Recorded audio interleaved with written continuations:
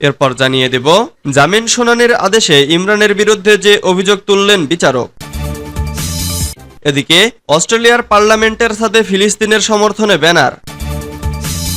এরপর জানিয়ে দিব নেপালে ভয়াবহ ভূমিধসে নদীতে ছিটকে পড়ল 2 বাস, নিখোঁজ 63।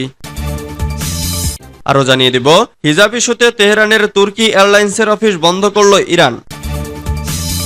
সর্বশেষ জানিয়ে দিব নেটোই আতঙ্ক ছড়াচ্ছে, অভিযোগ চীনের। এতক্ষণ শুনছিলেন সংবাদ শিরোনাম, এবারে বিস্তারিত। তবে অনুরোধ থাকবে ভিডিওটিতে একটি লাইক করবেন এবং কমেন্ট করে জানিয়ে দেবেন কোন জেলা থেকে আপনি আমাদের এই ভিডিওটি দেখছেন। গাজায় ধ্বংসস্তূপের নিচে লাশ আর লাশ। গাজা শহরের কিছু অংশ থেকে ইসরায়েলি বাহিনী সরে যাওয়ার পর তাল আল হাওয়া এলাকা থেকে কয়েক ডজন ফিলিস্তিনির লাশ উদ্ধার করা হয়েছে। ফিলিস্তিনি উদ্ধার কর্মীরা এই তথ্য নিশ্চিত করেছেন। শুক্রবার গাজার বেসামরিক প্রতিরক্ষা মুখপাত্র মাহমুদ বাসল বলেন, গাজার বেসামরিক প্রতিরক্ষা দলগুলো বেঁচে যাওয়া লোকেদের উদ্ধারে এগিয়ে যায়। ফিলিস্তিনিদের উদ্ধার কর্মীরা কয়েক ডজন লাশ পেয়েছে। নিহতদের অধিকাংশই পরিবার, নারী ও শিশু। কিছু মৃতদেহ কুকুরে খাচ্ছিল। তিনি আরো বলেন, কমপক্ষে 60টি লাশ গণনা করা হয়েছে। ঘটনাস্থলেই কয়েকজনের লাশ দাফন করে কর্তৃপক্ষ, অন্যদের হাসপাতালে নিয়ে যাওয়া হয়েছে। সোমবার বেসামরিক লোকেদের সরিয়ে নেওয়ার নির্দেশ দেওয়ার পর ইসরায়েলি বাহিনী এই সপ্তাহে প্রতিবেশী এলাকায় প্রবেশ করেছিল। বাসল বলেন, অনেক লাশ এখনো ধ্বংসস্তূপের নিচে পড়ে আছে। ইসরায়েলি বাহিনী কাছাকাছি অবস্থান করছে এবং উদ্ধার তৎপরতা নিয়মিত চলছে। 9 মাসের ইসরায়েলের যুদ্ধে শহরটি পুরোপুরি ধ্বংসস্তূপে পরিণত হয়েছে। তারপরও কয়েকদিন আগে হাজার হাজার ফিলিস্তিনি ধ্বংসস্তূপে থাকা নিজেদের বাড়িতে ফিরে আসেন, কিন্তু সেখানে তাদের আবারও সরে যাওয়ার নির্দেশ দেয় ইসরায়েল। জামিন শুনানির আদেশে ইমরানের বিরুদ্ধে যে অভিযোগ তুলল বিচারক। কারাবন্দী পাকিস্তান তেহরিকে ইনসাফের প্রতিষ্ঠাতা ইমরান খান তার মুক্তির জন্য চাপ সৃষ্টি করতে জনগণকে সামরিক স্থাপনা, সরকারি সম্পত্তি এবং পুলিশ কর্মকর্তাদের উপর হামলা করার দায়িত্ব দিয়েছিলেন বলে অভিযোগ তোলা হয়েছে।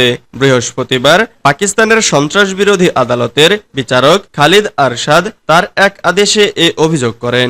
বিচার খালিদ এদিন জিন্নাহ হাউসে হামলা সহ গত বছরের 9 মের সহিংসতার জন্য সাবেক প্রধানমন্ত্রীর বিরুদ্ধে নথিভুক্ত একটি মামলায় তার জামিনের আবেদন খারিজ করার বিস্তারিত আদেশ জারি করেন। সংক্ষিপ্ত এই আদেশে ইমরানের জামিনের আবেদন খারিজ করে দেন তিনি।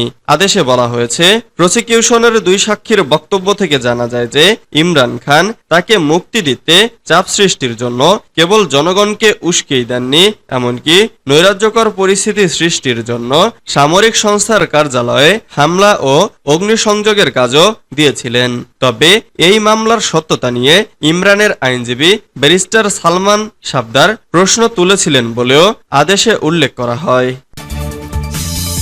অস্ট্রেলিয়ার পার্লামেন্টের ছাদে ফিলিস্তিনের সমর্থনে ব্যানার। অস্ট্রেলিয়ার রাজধানী ক্যানবেরায় পার্লামেন্ট ভবনের ছাদে উঠে বিক্ষোভ করেছেন ফিলিস্তিনপন্থী 4 বিক্ষোভকারী। তাদের সঙ্গে থাকা একটি ব্যানারে লেখা ছিল, নদী থেকে সমুদ্র, ফিলিস্তিন থাকবে মুক্ত।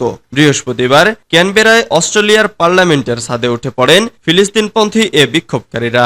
ডয়েস ভেলের খবরে বলা হয়েছে, 4 বিক্ষোভকারী প্রায় 1 ঘন্টা পার্লামেন্টের ছাদে ছিলেন। তাদের একজনের হাতে ছিল একটি মেগাফোন। সেখান থেকে ফিলিস্তিনের পক্ষে এবং ইসরায়েলের বিরুদ্ধে বক্তৃতা করেছিলেন তিনি। ওই বিক্ষোভকারী বলেন, আমরা ভুলব না, আমরা ক্ষমা করব না এবং আমরা প্রতিরোধ করেই যাব। একজন প্রত্যক্ষদর্শী বার্তা সংস্থা রয়টার্সকে বলেছেন, ঘটনার সময় পুলিশ ও নিরাপত্তা বাহিনীর কয়েকজন সদস্য ভবনের প্রধান প্রবেশ পথে দাঁড়িয়ে লোকজনকে ওই পথ এড়িয়ে যাওয়ার নির্দেশনা দেন। আরো কয়েকজন সদস্য ছাদে উঠে বিক্ষোভকারীদের সরিয়ে দেওয়ার চেষ্টা করেন। এদিকে পার্লামেন্টের বিরোধী পক্ষ প্রশ্ন তুলেছে, কিভাবে সব নিরাপত্তা ব্যবস্থা ভেঙে এভাবে ছাদে উঠে গেল বিক্ষোভকারীরা। এ ঘটনার পর পার্লামেন্ট ভবনে রীতিমতো শোরগোল পড়ে যায়। নেপালে ভয়াবহ ভূমিধসে নদীতে ছিটকে পড়ল 2 বাস, নিখোঁজ 63। নেপালে মদনাশ্রিত মহাসড়কে ভয়াবহ ভূমিধস হয়েছে। এতে 2টি যাত্রীবাহী বাস ছিটকে ত্রিশুলী নদীতে ভেসে গেছে। এ ঘটনায় অন্তত 63 জন নিখোঁজ রয়েছেন বলে জানিয়েছে ভারতীয় বার্তা সংস্থা ANI। স্থানীয় সময় শুক্রবার ভোর 4টার দিকে এ ঘটনা ঘটেছে।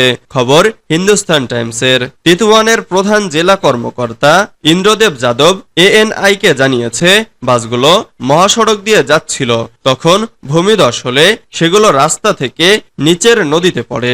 যাদব জানান, প্রাথমিক তথ্য অনুযায়ী দুটি বাসের চালক সহ মোট 63 জন যাত্রী ছিলেন।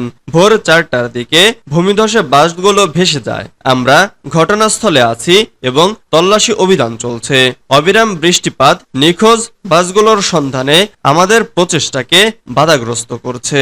নেপালের প্রধানমন্ত্রী পুষ্পকমল দাহাল সব সরকারি সংস্থাকে যাত্রীদের উদ্ধারে নির্দেশ দিয়েছেন।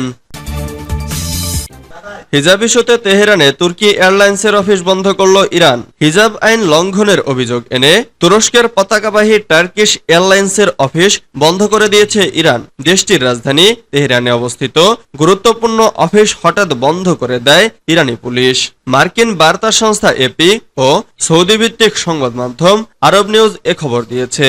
ইরানের আধা সরকারি বার্তা সংস্থা তাসনিম নিউজও পুলিশের বরাতে এ সংক্রান্ত সংবাদ প্রকাশ করেছে। খবরে বলা হয়, গত মঙ্গলবার অভিযান চালিয়ে অফিসটি বন্ধ করে দেওয়া হয়। তাৎক্ষণিক প্রচার না পেলেও গতকাল বুধবার আন্তর্জাতিক সংবাদ মাধ্যমে উঠে আসে বিষয়টি। প্রতিবেদন সূত্রে জানা যায়, পুলিশ সোমবার টার্কিশ এয়ারলাইন্সের ওই অফিসে যায়। সেখানকার নারী কর্মীদের হিজাব পরতে না দেখে সতর্ক করে পুলিশ। তখন তাৎক্ষণিক হিজাব পরতে হুমকি দেওয়া হয়। বলা হয়, নারীদের মাথা ঢাকতে অস্বীকৃতি ইরানের আইনের লঙ্ঘন। ওই সময় নারী কর্মীরা পুলিশের সঙ্গে উচ্চ বাক্য করেন। এতে ক্ষুব্ধ হয় পুলিশ।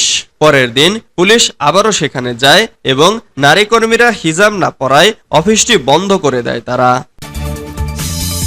ন্যাটোয় আতঙ্ক ছড়াচ্ছে, অভিযোগ চীনের। উত্তর আটলান্টিক সামরিক জোট ন্যাটো এশিয়া প্রশান্ত মহাসাগরীয় অঞ্চলে আতঙ্ক ছড়াচ্ছে বলে অভিযোগ করেছে চীন। দেশটি বলেছে, এভাবেই জোটটি এ অঞ্চলে অশান্তি ছড়িয়ে দিতে চায়। বৃহস্পতিবার চীনা পররাষ্ট্র মন্ত্রণালয়ের মুখপাত্র লিনজিয়ান এ অভিযোগ করেন। এ সময় তিনি এশিয়া ও প্রশান্ত মহাসাগরীয় অঞ্চল সম্পর্কে ওয়াশিংটনে ন্যাটো জোটের মন্তব্যের তীব্র নিন্দা জানান। ন্যাটো জোটের নেতারা সম্প্রতি ওয়াশিংটনে চলমান শীর্ষ বৈঠকে ইউক্রেনের সংঘাতের ক্ষেত্রে চীনকে একটি গুরুত্বপূর্ণ প্রভাবক ও আটলান্টিকের